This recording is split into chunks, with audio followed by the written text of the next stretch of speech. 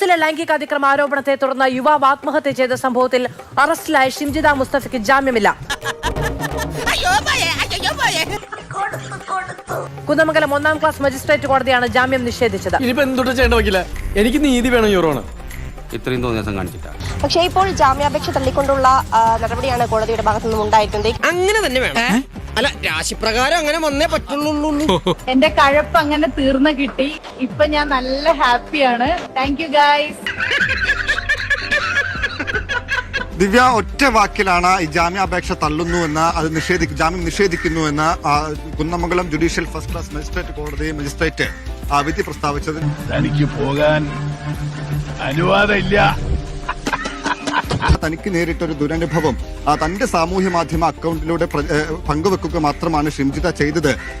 അതിനെ തുടർന്ന് ഈ ആത്മഹത്യാ പ്രേരണ കുറ്റം നിലനിൽക്കില്ല എന്നുമായിരുന്നു ഷിംജിതയ്ക്ക് വേണ്ടി ഹാജരായ അഭിഭാഷകൻ ഉന്നയിച്ചത്. അതെ, ഞങ്ങൾ ചോറ് തന്നെ കൊണ്ടുവന്നേ.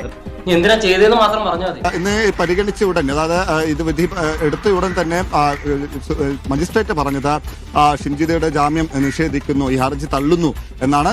നോക്കണ്ട, അടിച്ചോ.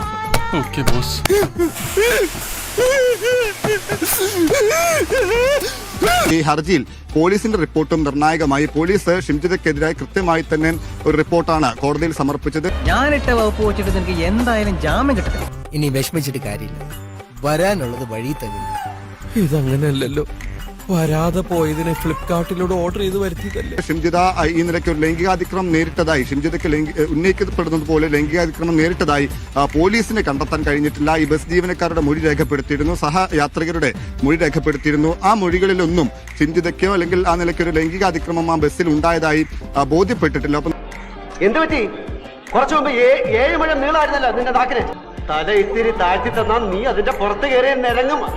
17-ാം തീയതി ഈ ബസ്സിലുണ്ടായിരുന്ന മറ്റൊരു യാത്രിക ഷിംജിതയ്ക്കെതിരെ ഈ വീഡിയോ പ്രചരിപ്പിച്ചതിനെതിരെ കണ്ണൂർ സിറ്റി പോലീസിൽ പരാതി നൽകിയിട്ടുണ്ട്. തന്നെ മുഖം ഉൾപ്പെടുത്തി എന്ന് പരാതി നൽകിയിട്ടുണ്ടെന്ന വാദം കൂടി ഈ ദീപകിന്റെ കുടുംബം ഉന്നയിച്ചിരുന്നു. അപ്പോൾ അരിയും മുങ്ങി, മണ്ണെണ്ണയും മുങ്ങി, മാസം തോറും കിട്ടണ പഞ്ചസാരയും മുങ്ങി. എല്ലാവർക്കും സന്തോഷമായല്ലോ. എനിക്ക് സന്തോഷമായി. എല്ലാവർക്കും